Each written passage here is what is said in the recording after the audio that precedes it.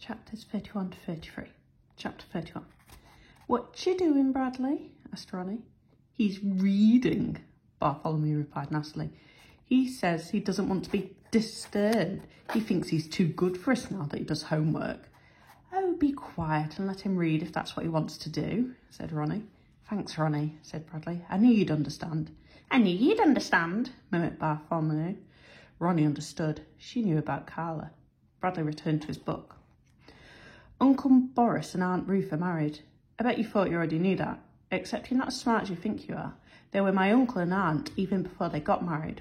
Uncle Boris is my mother's brother, and Aunt Ruth is my father's sister. They didn't even know each other until my parents got arrested stealing the elephant. Then they both came here to take care of me. Ha! They fell in love and got married a week later. It was sickening. You're lucky you weren't here. I've been cheated out of an aunt and an uncle. If they'd each married somebody else, then I'd have 2 aunts and 2 uncles. Now I only have 1 aunt and 1 uncle. I wonder what happened to the aunt and uncle I don't have. I wonder if they're married to each other too."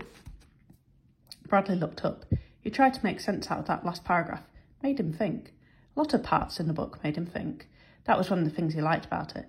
Made him think about his father too. About why the man who shot him wasn't in jail. There was a knock on the door. His mother entered, holding a piece of paper. "Oh, you're reading," she said. "That's good." "It's a good book," he replied. "I just got this letter from the Concerned Parents Organisation," she said. There's going to be some sort of meeting about Miss Davis, your counsellor." Bradley's heart fluttered. "It says if I have any complaints, I should come to the meeting." She shrugged her shoulders. "I don't think I have any complaints. She seems to be helping you. Do you have any complaints?" "Oh, no, he doesn't have any complaints," Claudia laughed, coming in behind her mother. "He's in love with her. I heard him say it to his animals." "What?" Bradley exclaimed in a very high voice. Claudia snickered. "Look, Mom, he's blushing. That proves he loves her." Bradley wished he could crawl under his bed and hide. "It doesn't prove anything," said Mrs. Chalkers. "Quit teasing your brother." "Where do you get the book, Bradley?" Claudia asked, like she already knew the answer. His heart was beating very fast. "Carla gave it to me." "Carla gave it to him," Claudia repeated. "Well, I don't care where he's got the book," said Mrs. Chalkers. "I'm happy to see he's reading it." "The only reason he's reading is because he's in love with his teacher," said Claudia. "She's not my teacher, she's my counsellor," said Bradley. Claudia roared with laughter. His mother laughed too, but she quickly covered her mouth. "I didn't say I was in love with her," Bradley insisted. "We were just talking about my counsellor, not my teacher, that's all." "Are you going to let him marry her, Mum?" asked Claudia. Mrs. Chalker smiled.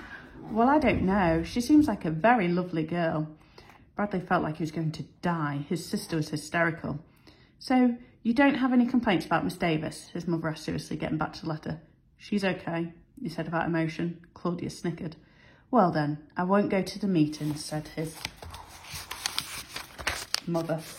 "Come on, let's leave your brother alone." "The Concerned Parents Organisation never like anything," said Claudia. "They're always causing trouble at my school too. They want to turn kids into robots." Bradley watched his sister and mother walk out of the room and shut the door behind them. He lay down on his bed. His face was on fire.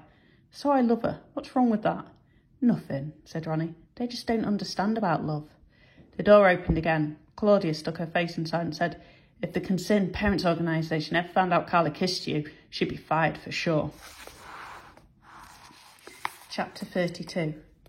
Bradley paid close attention as Mrs. Ebel taught arithmetic. He nodded his head every time she said something they already knew. Once he almost raised his hand to answer a question, but he lost his nerve. Somebody else gave the answer he would have given. "I knew it," he thought as he nodded his head. He had spent recess in the library reading My Parents Didn't Steal an Elephant by Uriah C. Lasso. When he was leaving the library, Mrs. Wilcott stopped him and said, "You were reading, weren't you?" "Yes." "Good for you, Bradley. Good for you." He smiled now as he remembered it.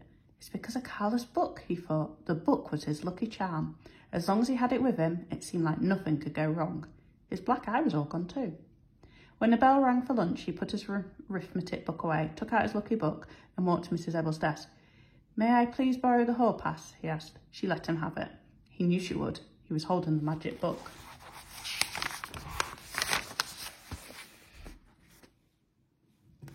He walked to Carla's office. Just as he was raising his fist to knock, she opened the door. "Bradley, what a pleasant surprise." "You want to have lunch together?" he asked. Oh, I'm sorry I can't. I have to go to the principal's office. What's the matter? Did you get in trouble? He joked. She didn't laugh at his joke. She shrugged her shoulders, then headed towards the principal's office. Maybe she really did get in trouble, Bradley thought as he watched her go. It's probably because she doesn't believe in rules. She must have broken one without knowing it. I should have warned her. But he wasn't too worried. He couldn't imagine anything bad ever happening to Carla. He walked through the auditorium and outside to the playground. He sat down on the steps outside the auditorium and ate his lunch. At least he had her book with him. That was almost as good as eating lunch were. He didn't read while he ate. He was afraid he might accidentally spill food on the book, even if there were no such thing as accidents. Colleen Berrygold walked by. "Hello, Colleen," he called to her. She stopped and looked at him oddly, then walked away without returning his hello. Bradley didn't mind. He had said hello to Colleen because he knew Carla would appreciate it. He felt Carla was watching over him, and it didn't matter that Colleen didn't say hello back, because in his heart he heard Carla say, "Hello, Bradley, it's a pleasure to see you today." He finished eating, then opened the book. Guess what they've done now? They wallpapered the garage. I told you they were crazy.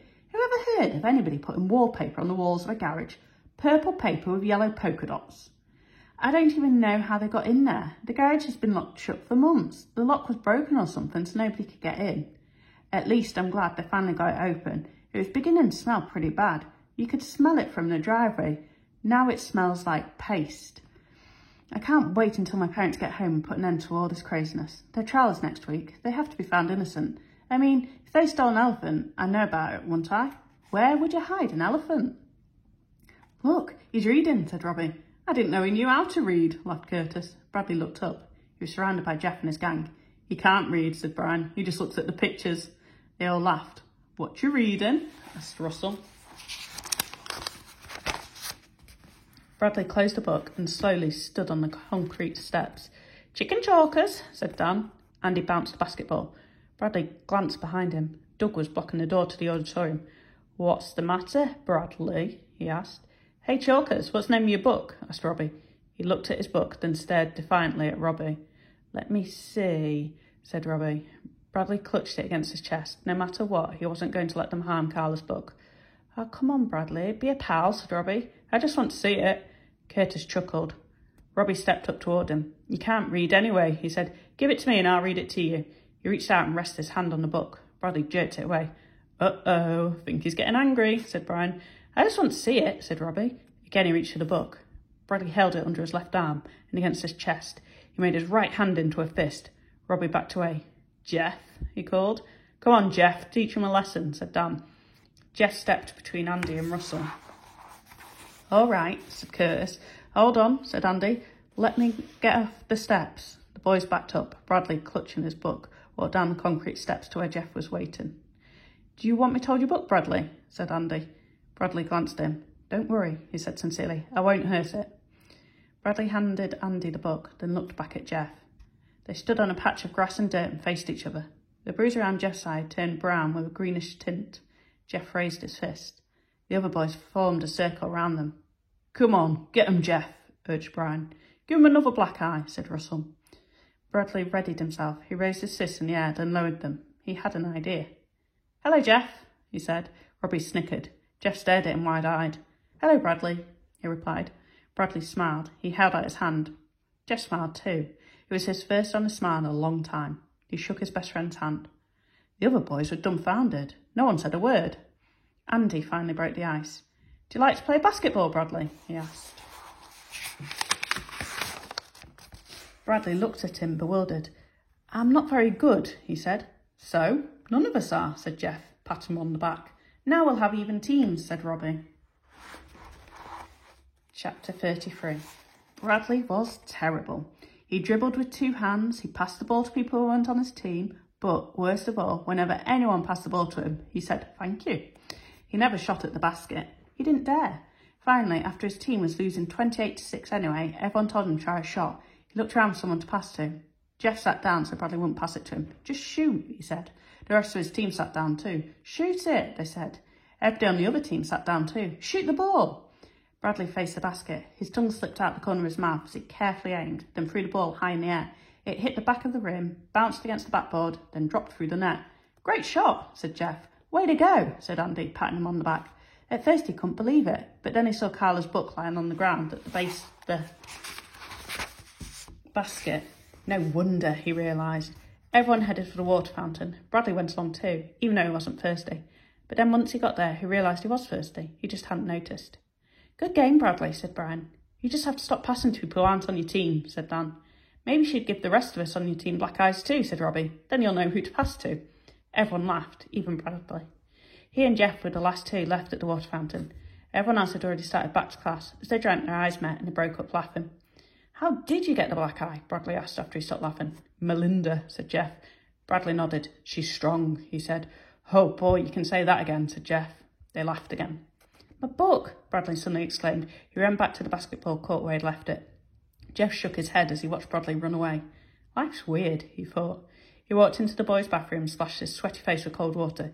He had to hold the faucet down with one hand and splash his face with the other. Colleen Berrygold walked in. He stared at her. She looked around, then screamed and ran outside. Jeff watched the door swing shut behind her.